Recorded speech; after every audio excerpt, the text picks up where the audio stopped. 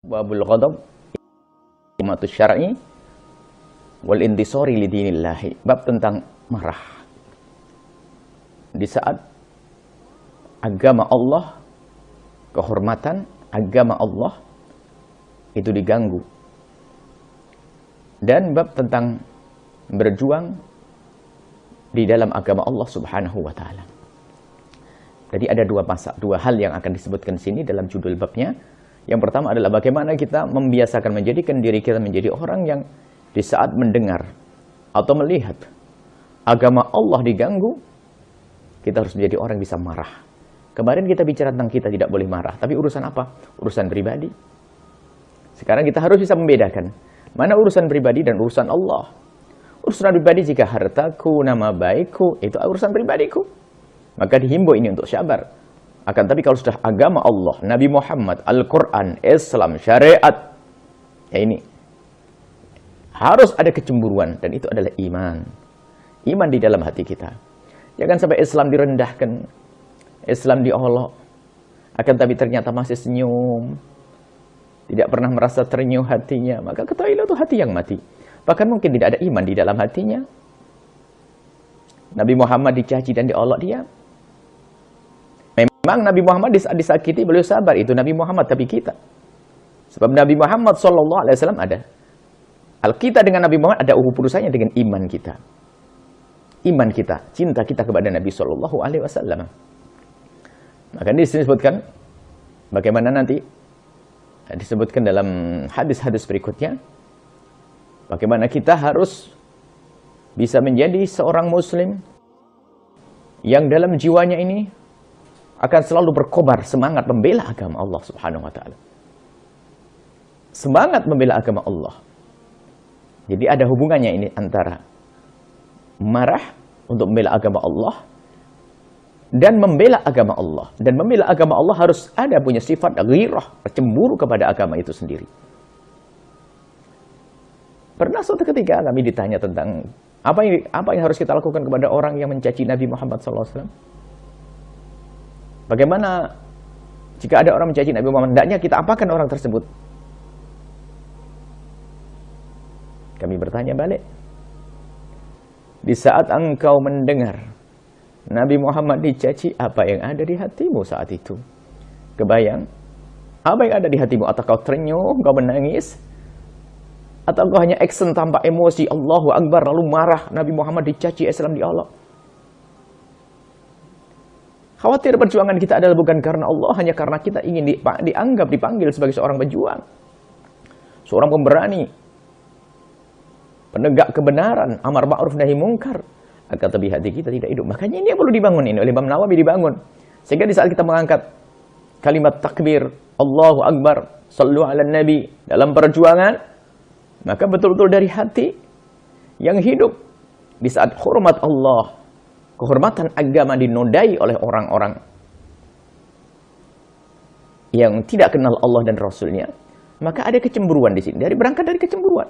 Bukan hanya sekedar kita tampil action dengan seolah-olah kita itu marah, akan tapi sebetulnya kita hanya ingin ditandang, dipanggil sebagai seorang pemberani dan seterusnya. Na'udzubillah. Baik, yuk kita cari di hati kita. Mana kecemburuan kita? Di saat syiar Allah direndahkan. Makanya apa yang dilakukan kemarin sore adalah bagaimana orang kaum muslimin berkumpul di masjid untuk mengingatkan kembali kita akan tahun baru Hijriah. Ini adalah termasuk syiar.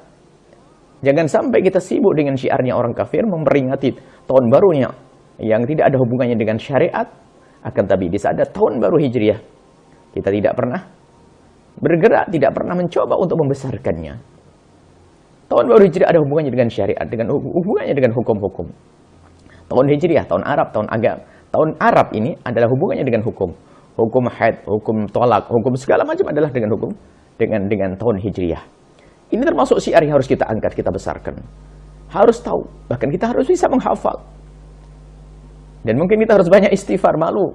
Istighfar minta ampun kepada Allah dan malu kepada Rasulullah. Anak-anak kita lebih pandai menghafal Januari, Februari daripada Safar. Nah, ini adalah satu adanya kecemburuan di hati kita kepada Islam. Sehingga kita lebih sering memakai miliknya orang lain, sementara kita punya sesuatu yang istimewa. Dan nanti akan berkembang. Kecemburuan ini akan berkembang sehingga apa? Subur kehidupan kita dengan syariat Nabi SAW karena dengan cemburu. Di dalam hati, Islam harus hidup. Syiar Islam harus ditampakkan. Nah, kita baca, kita langsung saja mulai. Kalau Allah Ta'ala, Allah Subhanahu Wa Ta'ala berfirman, Imam Nawawi rahimahullah ta'ala mendatangkan firman Allah, wa may yu'azzim hurmatillahi fa huwa khairun lahu 'inda rabbih, di hadapan Allah. Artinya apa? Kebaikan yang sesungguhnya adalah di saat engkau bisa mengagungkan apa yang Allah agungkan, apa yang Allah perintahkan.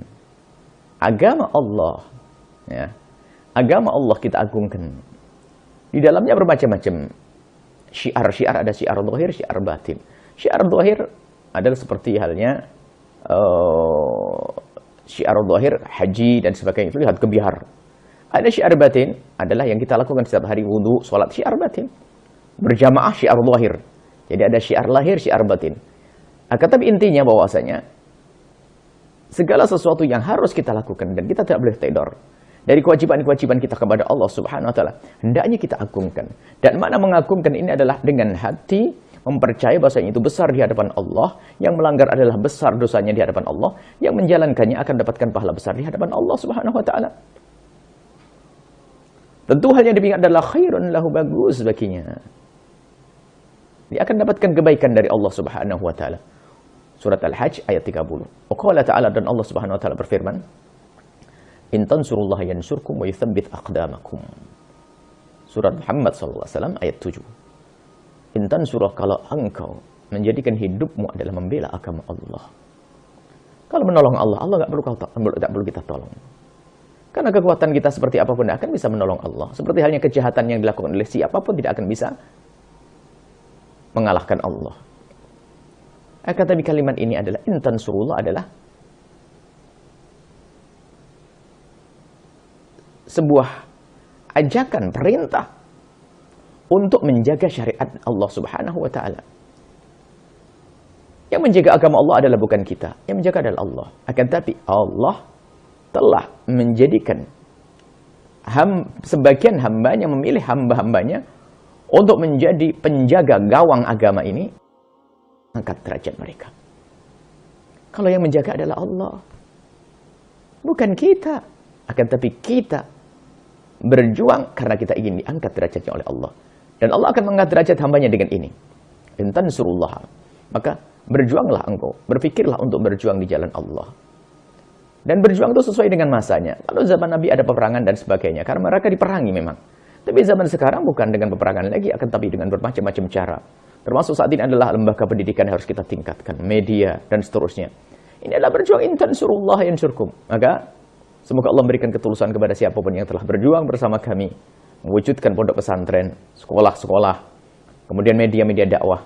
Itu adalah perjuangan intan surullah. Dan ingat, intan surullah, jika engkau selalu berjuang di jalan Allah, yansurkum, Allah akan berikan pertolongan kepada kalian.